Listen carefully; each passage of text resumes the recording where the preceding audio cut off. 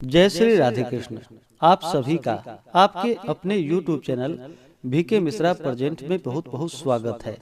आइए आज आप सब सुनेंगे गुप्त नवरात्रि के दूसरे दिन महाविद्या तारा माता की कथा। नवरात्रि का व्रत जो कि वर्ष में 4 बार मनाया जाता है, 2 गुप्त नवरात्रि और 2 प्राकट्य नवरात्रि। गुप्त नवरात्रि के व्रत में जो कि 10 महाविद्याओं का पूजन किया जाता है और प्राकट्य नवरात्रि में माता दुर्गा के 9 स्वरूपों का पूजन किया जाता है।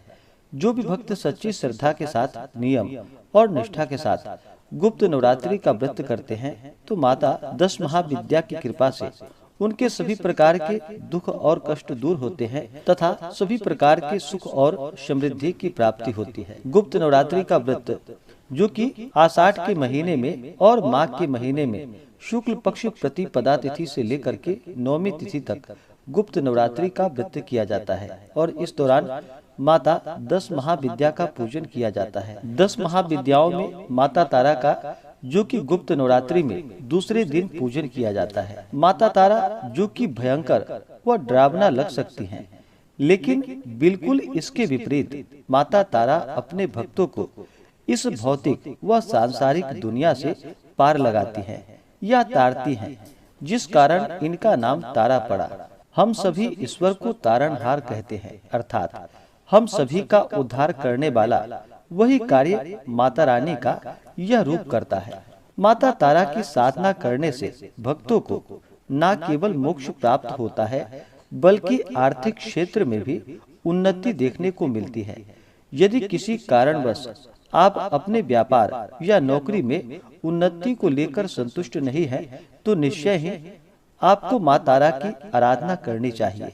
इससे आर्थिक दृष्टि से प्रगति देखने को मिलती है। तो आइए सुनते हैं माता तारा से जुड़ी हुई पौराणिक कथा।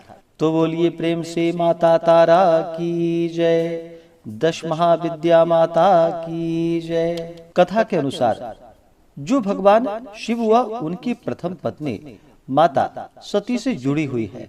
हालांकि दूसरी पत्नी माता पार्वती माँ सती का ही पुनर्जन्म मानी जाती है।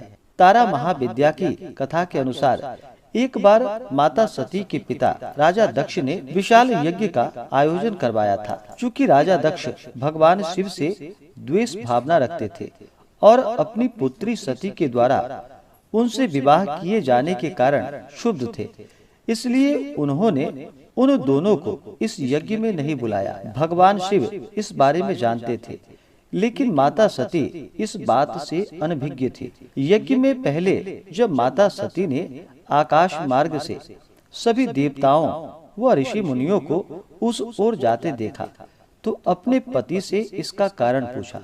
भगवान शिव ने माता सती को सब सत्य बता दिया और निमंत्रण न होने की बात कही।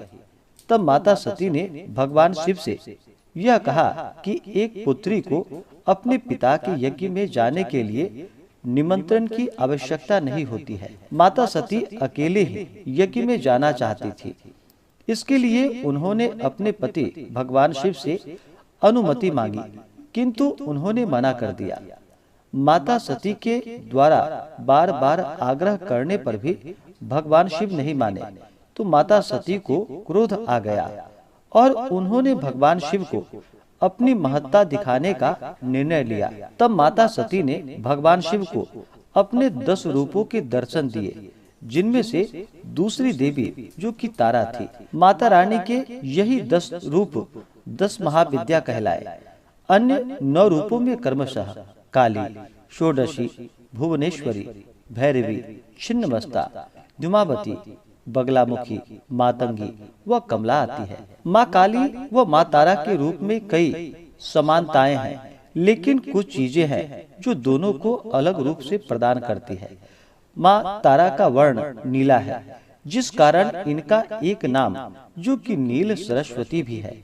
इनके सिर पर एक मुकुट है जिस पर अर्ध चंद्रमा है और केश खुले व बिखरे हुए हैं। मुख थोड़ा सा खुला हुआ वह आश्चर्यचकित मुद्रा में है। माँ खुले मुख से हंसते हुए भी दिखाई दे रही हैं। गले में भगवान शिव की भांति सर्प लपेटे हुए हैं। माता के 4 हाथ हैं, जिनमें एक में खड्ग दूसरे में तलवार, तीसरे में कमल का फूल व चौथे में कैंची पकड़ी हुई है। माता के कुछ भिन्न रूपों में से उनके एक हाथ में तलवार के बजाय कटोरा पकड़ाए हुए दिखाया गया है। कुछ में उनकी जीभ थोड़ी सी बाहर निकाली हुई दिखाई गई है, जिसमें से रक्त बह रहा है, तो कुछ में उनके हाथों में राक्षस की खोपड़ी पड़ी हुई पकड़ाई गई है। माँ के गले में राक्षसों के कटे हुए सिर की माला है, तो नीचे वस्त्र के रूप में बाघ की खाल लपेटे हुए हैं। माँ का यह रूप भीषण होने के साथ साथ अपने भक्तों को अभय प्रदान करने वाला है। माँ तारा से एक मार्मिक कथा जो कि जुड़ी हुई है, जो उनके मातृत्व भाव को दर्शाती है।